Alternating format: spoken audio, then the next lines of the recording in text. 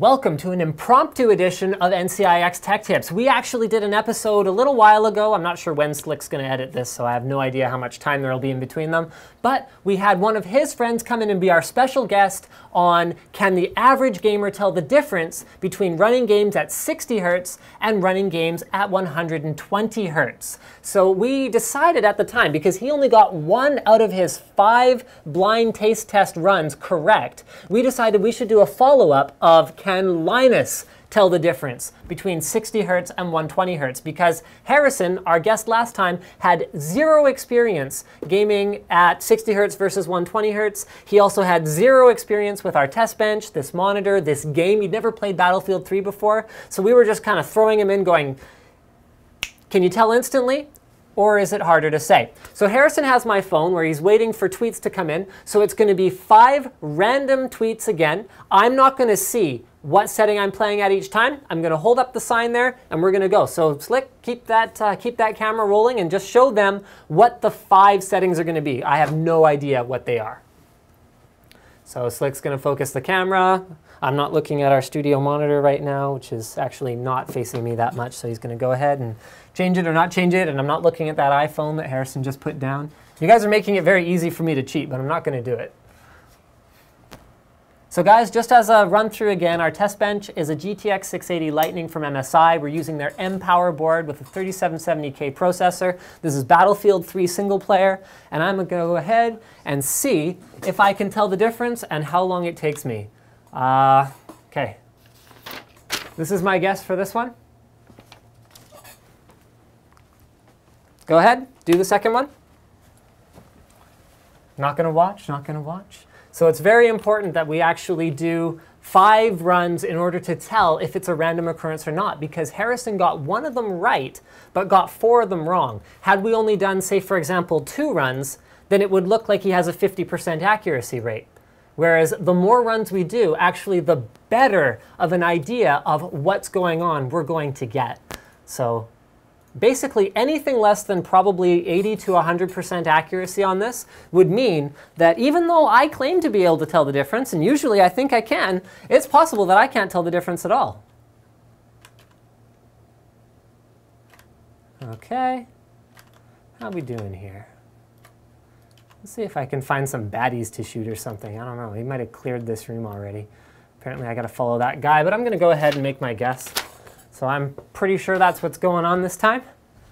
Okay, go ahead. We're going to do 3 more runs here, guys, and we are finding out the results at the same time as you.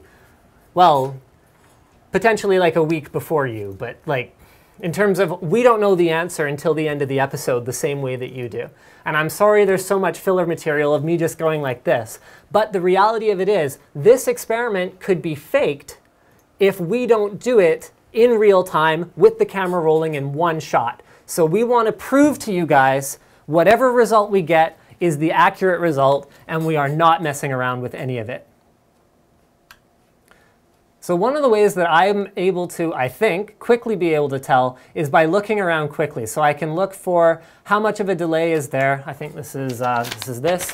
When I look quickly versus how much of a delay is there when I look quickly with a 60 Hz monitor usually feels a little different to me. So again, this is the kind of thing that can be a placebo effect where I can go, yeah, gaming at 120 Hz makes a huge difference, but it's possible I could be wrong.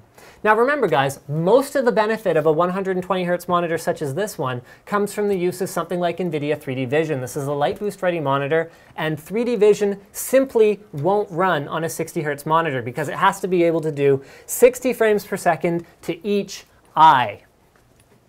Okay, so let's go ahead. See if I can tell what's going on here. Oh, okay. There we go. What do we got next? Last one, guys. Let's find out if I can do this or not. And if I can, that doesn't mean I'm some kind of a superhuman. I just have quite a bit of experience with these. So the fact that with my experience, if I get them all wrong, means that probably I can't tell, and I've been making it up the whole time. But if I get them all right, then it means that once you go 120 Hz, you probably don't want to go back. So he's doing his last one here. And then we will find out once and for all whether Linus from Tech Tips can actually see faster than most people believe the human eye can see. So let's go ahead and see what we got going on here. I am going to go with this one. So I would love for these guys to show me the results now. What do we got? 5 for 5. I'm 5 for 5. So there you go. Actually, I'm feeling pretty good right now because apparently I'm some kind of like Superman. So we have the answers to 2 questions. Can the average gamer with no experience tell the difference between 60 hertz and 120 hertz? The answer is no, if you check out our previous episode. He didn't know. He hadn't tried it. In fact, it probably wasn't even quite a fair test because we sat him down in front of the test bench and it was running at 120 hertz to start for the very first run because we let you guys with your tweets pick what order we were going to, run the tests in. So that made it more difficult because he had no context whatsoever. Maybe we should have let him sit down at the bench for a little while, but who knows? What's a better experiment? I don't know. Maybe the scientists out there can tell me. However, me, with tons of experience with this monitor, tons of experience with this game, I've played this run through like 100 times. However, I don't think that's that much of a factor because I can tell in pretty much any game, at least I think so, and the evidence would suggest that I can.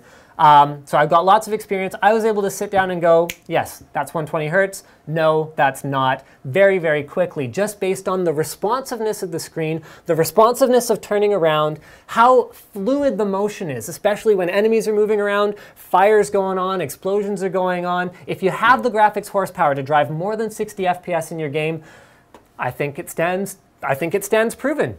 If you get yourself a 120 hertz monitor, you will be able to tell the difference, and there is no going back. Thank you for checking out this episode of NCIX Tech Tips featuring the BenQ 2420TX, and don't forget to subscribe.